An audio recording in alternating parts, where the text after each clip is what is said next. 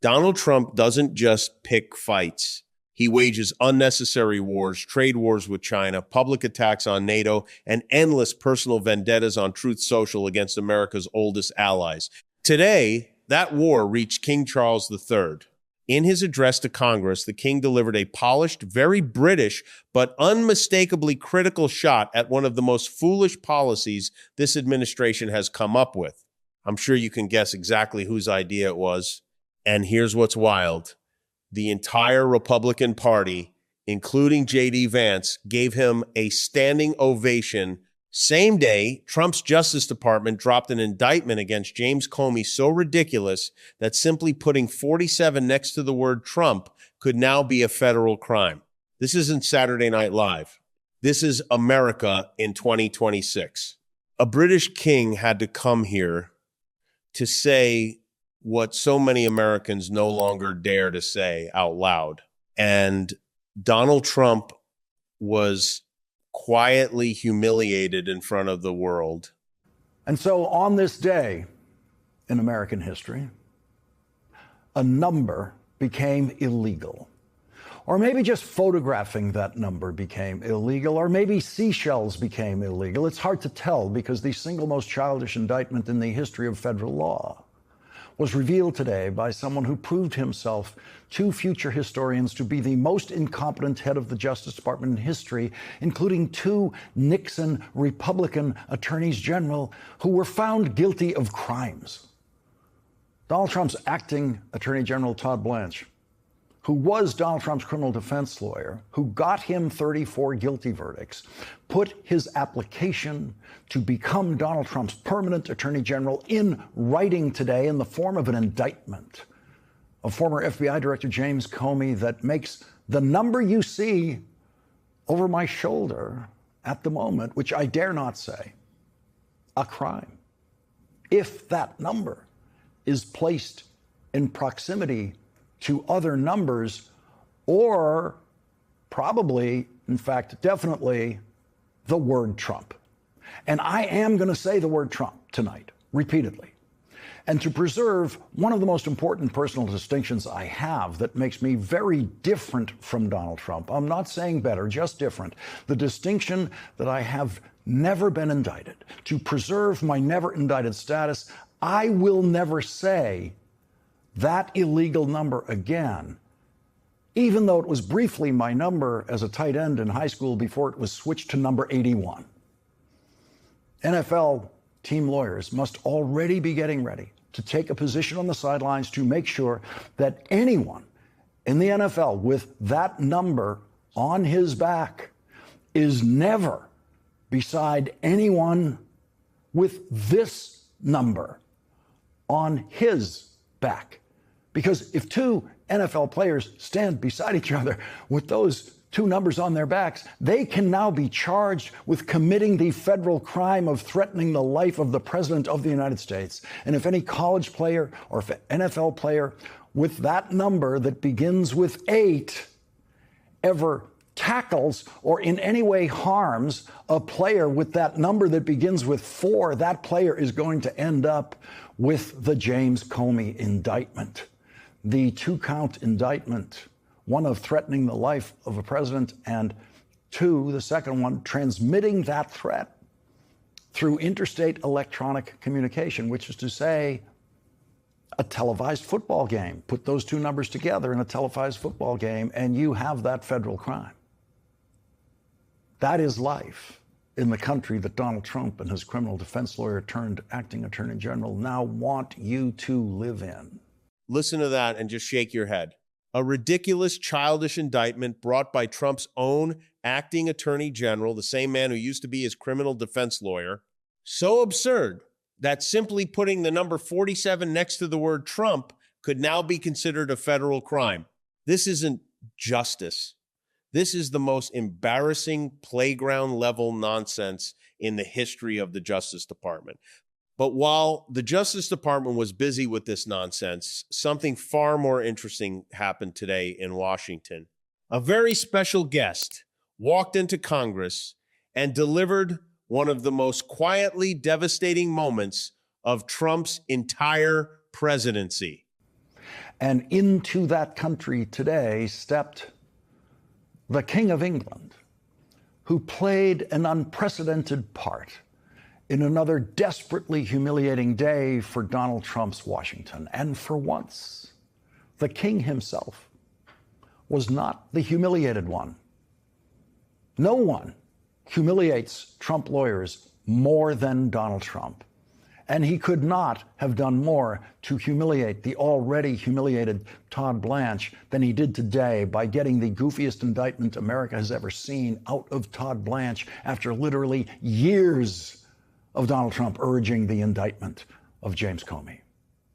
And Donald Trump's humiliation today was delivered to him by his guest of honor, the King of England, who for the first time in my life made me feel something akin to gratitude to a British monarch and outright awe for his speechwriters. The speechwriters had the task of telling the truth in a chamber where half of the members applaud and cheer Donald Trump's pathological lies. And today, the King of England and his speechwriters had those same Republicans applauding sharp criticism and complete disagreement with Donald Trump. In the immediate aftermath of 9/11, when NATO invoked Article 5 for the first time, and the United Nations Security Council was united in the face of terror, we answered the call together, as our people have done so for more than a century, shoulder to shoulder, through 2 world wars, the Cold War, Afghanistan, and moments that have defined our shared security. Today, Mr. Speaker, that same unyielding resolve is needed for the defense of Ukraine and her most courageous people.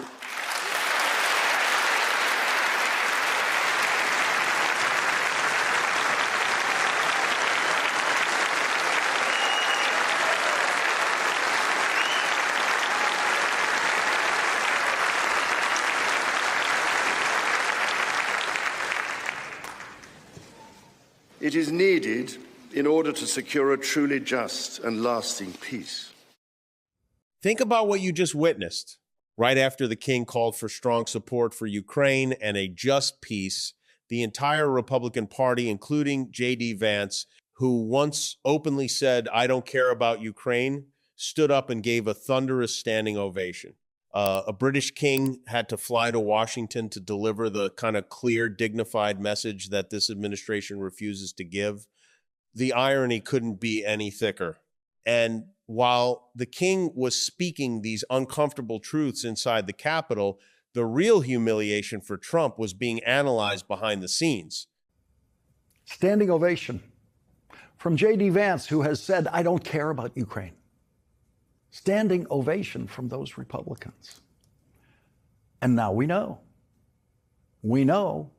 you can get the Republicans in that room to applaud what reads like a Biden State of the Union address. You can get the Republicans in that room to applaud a speech that completely contradicts Donald Trump if the speech is delivered in a posh British accent.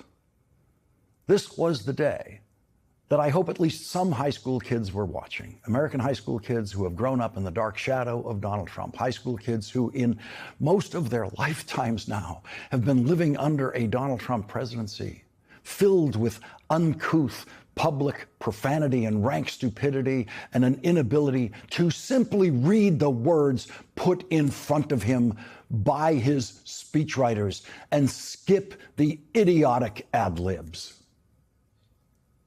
My mother had a crush on Charles. Can you believe it?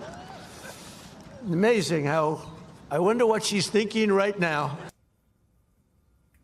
If you are a high school kid in America, I now have 2 King speeches to recommend to you. First, the wonderful film about the King, who was a genuine inspiration to the British during World War II, titled The King's Speech, and today's speech by Charles, where he faithfully delivered every word his speechwriters gave him with no wise guy side comments, no threats of war crimes, no statement he could not support with facts. and most of all, with the kind of dignity that every previous American president either had or was able to do a reasonable imitation of in that room where Charles spoke today. You will not see an honest speech delivered from that podium again during this presidency. That Trump might put on Truth Social over the course of this visit that would force the Crown to have to decide whether or not to respond to. So lots to look forward to here. I mean, color me cynical, but isn't it embarrassing as Americans that the Brits sent in a king to, quote, as you said, Michael Crowley, make Trump feel happy and flattered? It sounds like a op. Well, Nicole, this is diplomacy in the Trump era in many ways. We've talked about it here before, but this is a president who has, let's say, a very personal style of diplomacy and extremely personal sensitivities to how he is viewed, whether he feels respected or disrespected. Vladimir Zelensky learned that the hard way in the Oval Office February of last year. And I think that treating him well and treating him like an equal or even as a superior has worked for many foreign leaders who really aren't mainly interested in their actual relationship with him or reflecting how they feel about him, but trying to position themselves diplomatically so that Trump will treat their countries favorably on policy matters of enormous consequence, which he often seems to decide based on his personal predilections. Let me ask you, who is, other than Putin, who has that worked for? Oh, gosh, you're putting me on the spot, but I would say the Brits, for starters. I think that Charles has done a good job of maintaining the relationship. Now you would say, okay, but look at the fighting with Keir Starmer. So touche on that. I think Macron in France has been able to blunt some of the actions that Trump might take toward his country, particularly economically.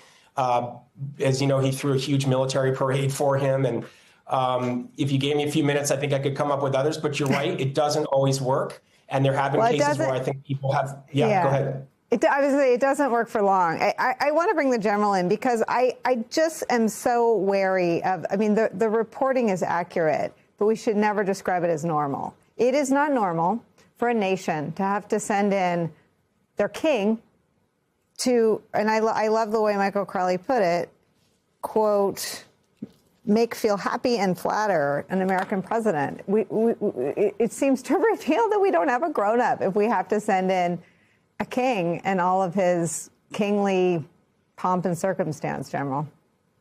Yeah, the last time, Nicole, a monarch visited the United States, it was during the Suez Crisis, when Queen Elizabeth and President Eisenhower came together because they were at odds. As watching this visit, it hasn't been given a whole lot of media attention until just now when Charles appeared at the White House. But I was thinking at it from a perspective of the things I used to do when I engaged with other countries in Europe, and I had to travel to the 49 different countries. My staff would always prepare a book for me saying, here are the things we need to accomplish, and here are the minefields that you need to avoid when you're dealing with Serbia or Norway or whatever. And looking at the list of the minefields that Prince Charles has to avoid, his prime minister has been called a coward. His Navy has been insulted. The U.S. has said they're not going to support the British claim to the Falkland Islands. NATO participation at his odds. Andrew has been involved in the Epstein affair. Harry is in the U.S. Prince Harry is in the U.S.